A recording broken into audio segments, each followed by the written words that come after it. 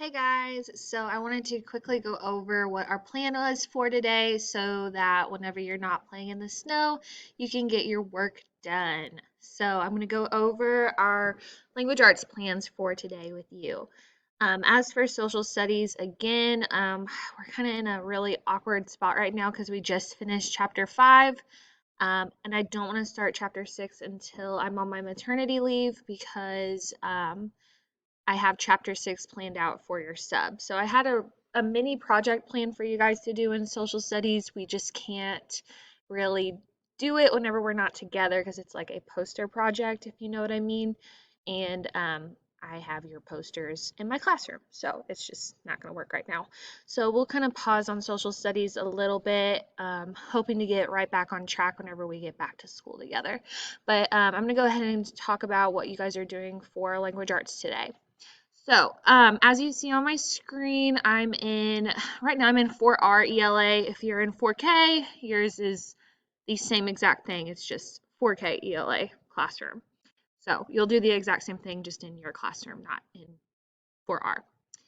All right, so if we go to February 15th through the 19th are this week's dates. If you clicked on the first one, Monday, we did not have school on Monday, so obviously no assignments. So we're going to go ahead down to Tuesday, which is the next one. For Tuesday, it's a little different than normal because we're going to finish Why Does the Moon Change Shape by taking our 2 tests virtually. And then whenever we're done taking our tests virtually, we're going to go straight into our new story of the week, which is LaRue for Mayor, that is our news story this week. Um, for testing this week, we are not going to take our reading test, but if we do, it's not going to be for a grade, that is. So you'll probably still take your test. It just won't be for a grade because I just don't think that's fair that we're not together in person. Plus, it's a short week, so no reading test, but you will have a spelling test. Okay, so make sure you're studying for your spelling test starting today.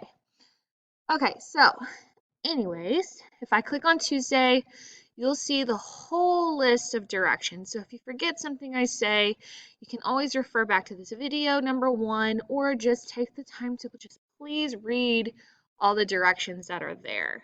So the first thing it says is to take your reading test below. You may absolutely use your book at home, but you cannot use your vocabulary sheet. So exactly what we do every single week whenever we take our reading test, you're allowed to use your book.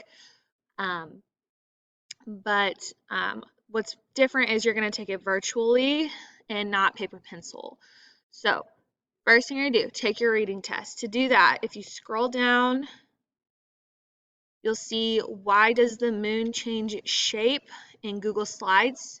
So you'll click this. Hopefully my computer isn't going to be super slow. I don't have the best internet. All right, so here is your test virtually.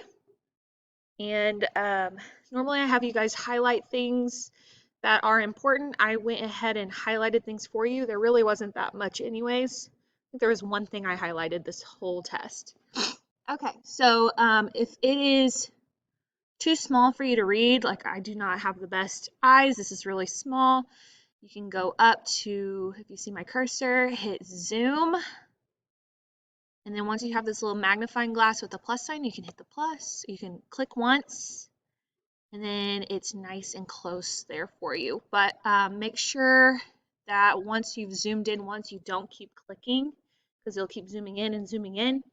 Make sure you go back up to a normal cursor up here. And now you can take your test. To take your test, you'll just type in your answers here. So if that was your answer, that's what you would type. If you're doing this on an iPad, I will say it's not going to work. So make sure that you borrow a computer for this part. Okay, and then make sure you do each page. This is the only thing I highlighted. I made sure that opposite stood out to you. So you're telling me the opposite of sliver for number 5. So make sure you do that. I was good with all these questions, nothing really confusing. Then it is your comprehension, and luckily Miss Kester already kind of taught you about the moon's phases, so you can also use that background knowledge you already have plus your book to help you answer these questions. Okay, and then whenever you're finished with your tests, all you will do is just exit out. You don't even have to have your name on it or anything. I know who it belongs to already. You don't need to share it. You don't need to do anything. Whenever you're done with your test, just exit it out. And I'll have it in my files. Okay? When you're done taking your test, it says that you're going to take your spelling test. So how we're going to take your spelling test is you're going to watch this video of me giving you your spelling test. All right? And make sure that you get your spelling test ready. You'll just tear out a piece of paper from like your notebook, any lined piece of paper, name at top 1 through 20, and take it as I say each of your words. And then whenever you're finished, I kind of walk through what to do in that video anyways. You'll just keep this test in your binder and we'll turn it in whenever I see you guys in person again. After your spelling test, you are going to move on to LaRue for Mayor, which is our new story this week. So it says, open the vocabulary link below to review your new vocab words for the week. So that is here, LaRue for Mayor vocab. Click that. And I can even run through these with you really quick if you'd like. All right, so here are our vocabulary words this week, so we know how to pronounce them. Mirzan, accompanies, campaign, governor, intend, opponent, overwhelming, tolerate, weary. Mirrors off. Okay, so one word that should definitely stand out to you is governor. We've had this word before in social studies class. But other than that, these might be new words for you. These words are very social studies-y, especially when it comes to like our government. But this is not going to be a nonfiction story like See How They Run. This is a really lighthearted, fun fantasy about a dog who runs for governor. So, mayor. All right, so if we look at our first word is accompanies. Accompanies just means to go along with something. So to keep somebody company is what accompanies means. So, for example, Jake's dog accompanies him on car rides. That means Jake's dog goes with him or goes along with him on car rides. Okay, so it means someone or something is going with you. That's what accompanies means.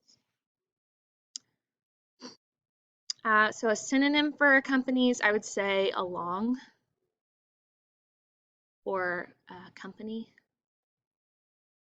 Okay, our next word is campaign. A campaign is a series of actions planned and carried out to bring about a particular result.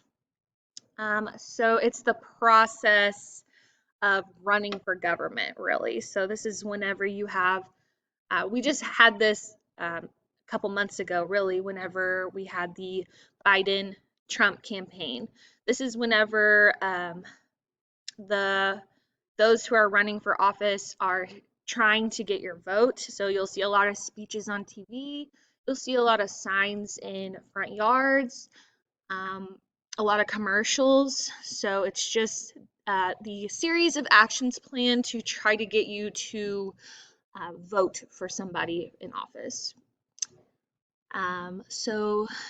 But it doesn't always have to be political leaders. Here's another example. It says the woman signed up to work on Mr. Baker's campaign for the state senate. So this is somebody trying to run for something in office. So a woman is signing up to help get Mr. Baker into the state senate.